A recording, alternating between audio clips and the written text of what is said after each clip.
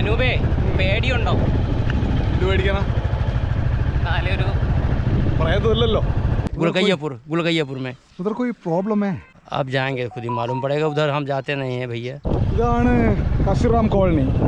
മുഴുവൻ വീടുകളാണ്, പക്ഷേ ആൾപ്പാർപ്പുള്ളതായിട്ട് നമുക്ക് ഫീൽ ചെയ്യുന്നേ ഇല്ല. 456 ഫ്ലാറ്റുകളാണ് 2010 മായാവതി പണിത് തുടങ്ങിയത്. 2012 ആളുകൾ താമസിച്ചു. പക്ഷേ ഇതിപ്പോൾ ആരും താമസമില്ലാത്ത ഇടങ്ങളായിട്ടാണ് മഹാഭൂരിപക്ഷം സ്ഥലവും കിടക്കുന്നത്.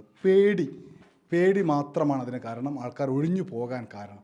पहले तो बहुत अच्छी थी, बहुत से लोग थे इसमें. एक बार इसमें मर्डर हुआ, उसके डर से, गांव वालों के डर से, कुछ नेता लोग हैं यहाँ, उनके डर से लोग चले गए, भाग गए हैं सब डर से. 7 വർഷം മുൻപ് ഇവിടെ ഒരു കൊലപാതകം നടന്നു.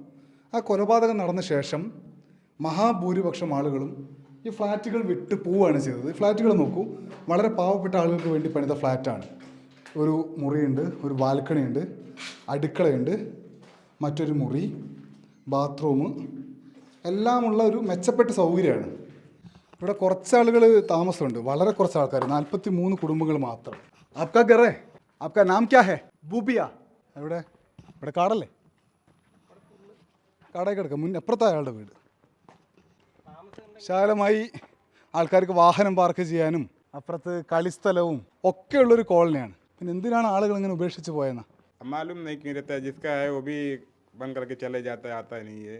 ഭയത്തിൻ്റെ അവശേഷിപ്പ് എന്നാണ് ഈ താഴുകളെയൊക്കെ നമുക്ക് വിളിക്കാൻ കഴിയുന്നത്.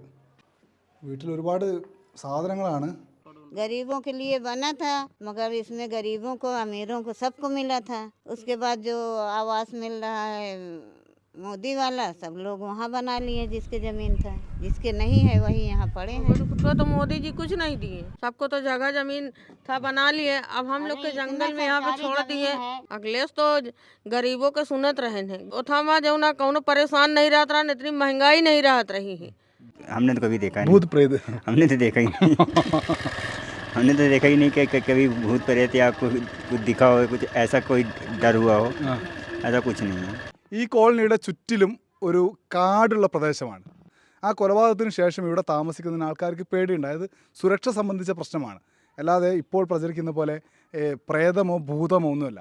ആയിരക്കണക്കിന് പേർക്ക് വീടില്ലാതെ ബുദ്ധിമുട്ടുന്നുണ്ട്. ഇവിടെ 100 കണക്കിന് വീടുകൾ വെറുതെ കിടക്കുന്നുണ്ട്. പക്ഷേ സർക്കാർ വേണ്ട വിധം ഇടപെട്ട് കൈകാര്യം ചെയ്ത് ഇടപെടൽ നടത്തുന്നില്ല എന്നതാണ് വിഷയം. അതുകൊണ്ട് അവസാനം ഇതൊരു പ്രേത ഭവനങ്ങളോ അല്ലെങ്കിൽ പ്രേത നഗരമോ പ്രേത ഗ്രാമമോ എന്നൊക്കെ ആളുകൾ വെറുതെ മുദ്ര കുത്തി വിടുകയാണ്. അല്ലാതെ മറ്റൊരു കുഴപ്പവും ഇവിടെ താമസിക്കുന്ന ആളുകൾ പറയുന്നില്ല.